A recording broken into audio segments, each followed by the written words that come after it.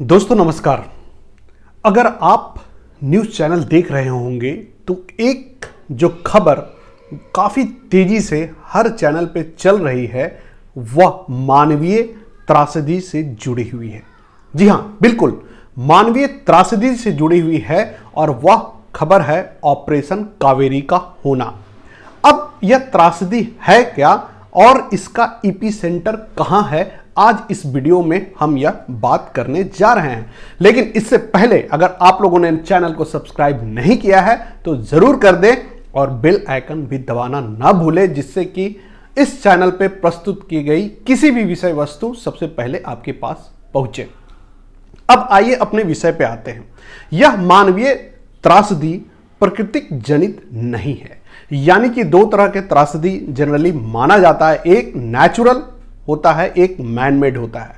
Natural यानी कि corona में लोग बड़े महानगरों से अपने गांवों की ओर लौटे और विदेशों से अपने देश की ओर लौटे, ये था नेचुरल। हालांकि कई हलकों में इसे मैन मेड भी कहा गया, लेकिन नेचुरल था। उसी तरह से किसी बाढ़ का आ जाना, भूकंप का आ जाना या प्रकृति का कुछ अलग तरीके से मिजाज का हो जाना, जिसके वजह से लोग अपने घर या अपने काम के जगह को छोड़कर जब घरों की ओर लौटते हैं तो उसे नेचुरल त्रासदी कहते हैं।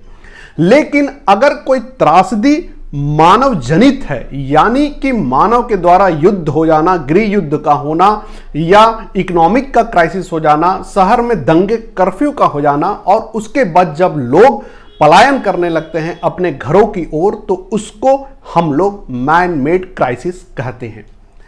तो ये जो ऑपरेशन कावेरी है, यह मैन मेड क्राइसिस जो है उसकी वजह से यह अभी संचालित है। और यह मैन मेड क्राइसिस कहां पे हो रहा है? यह सूडान में हो रहा है। यानी सूडान में वर्तमान में गृह युद्ध की स्थिति है। वहां पे सत्ता के टकराव में और सत्ता के नियंत्रण में दो जो देश के सेनाएं हैं आपस में ही भिड़ पड़ रहे हैं।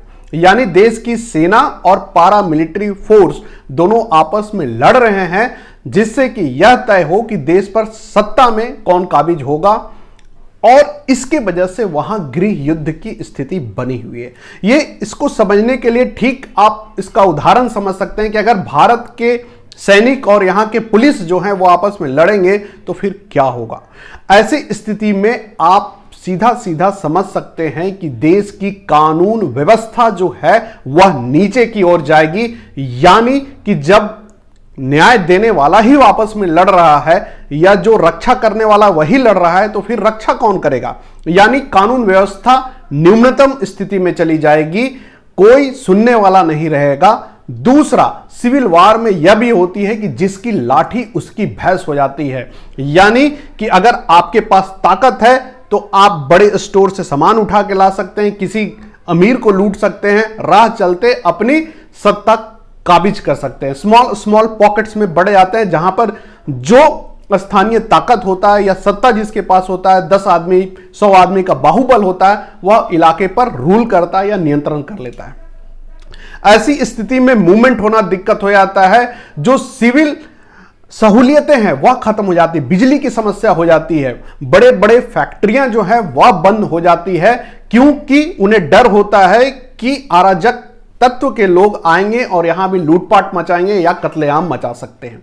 रेप की, बलात्कार की घटनाएं या मर्डर की घटनाएं बढ़ जाती है। यानी जब कानून और व्यवस्था ही चौपट हो जाए तो फिर कुछ नहीं कहा जा सकता। तो जो सिविल वार की स्थिति है वह किसी भी देश को न्यूनतम स्थिति पर ले जाती है, उसकी अर्थव्यवस्था पीछे चले जाती है, फैक्ट्रियां बंद हो जाते हैं, रोजगार की समस्या होती है, बैंक्स पैसे नहीं देते हैं क्योंकि फिर बैंकिंग वाली समस्या भी आती है, वहां भी लूटपाट होती है या अर्थव्यवस्था भी डमाडोल स्थिति में चली जाती है। तो ऐसे स्थिति में रहना या वहां पे रहना एक चुनौती हो सकता है, एक त्रासदी भरे क्षेत्र में रहना खतरा भी हो सकता है। तो जो भारतीय यहां से सूडान की ओर गए थे रोजी रोजगार की तलाश में, उनके लिए चुनौती हो गया कि सूडान में कैसे रहें ऐसे स्थिति में।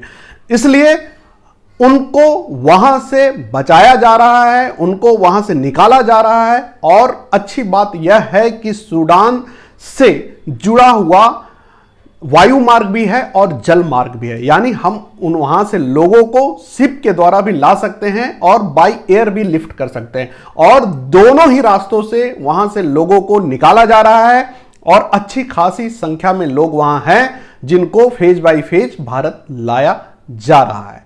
तो ये जो पूरा ऑपरेशन है, इसी को ऑपरेशन कावेरी का नाम दिया गया है और यह अभी चल रहा है, अभी और चलेगा। तो ये एक छोटी सी प्रस्तुति थी ऑपरेशन कावेरी को लेकर कि यह क्यों हो रहा है, क्या इसकी जड़ों में है और इसका क्या प्रभाव है। और आने वाले समय में कहा जा रहा है कि सूडान की स्थिति और बद से बदतर होगी, क्योंकि वहां पर कई अंतर्राष्ट्रीय देश है जिसमें रसिया है, अमेरिका है, उनके भी हित वहां पे इन्वॉल्व है और हो सकता है कि यह जो युद्ध है, गृह युद्ध है, वह और भी भयावह हो सकता है। इसलिए अच्छा है कि अपने लोगों को हम वहां से निकाल लें। तो आपको यह प्रस्तुति कैसी लगी, अपनी प्रतिक्रिया जरूर व्यक्त करिएगा और अगर अच्छी लगी होगी तो चैनल को सब्सक्राइब करना मत भूलिएगा। मिलते हैं इसी तरह से किसी अगली दमदार प्रस्तुति के लिए, तब तक के लिए धन्यवाद।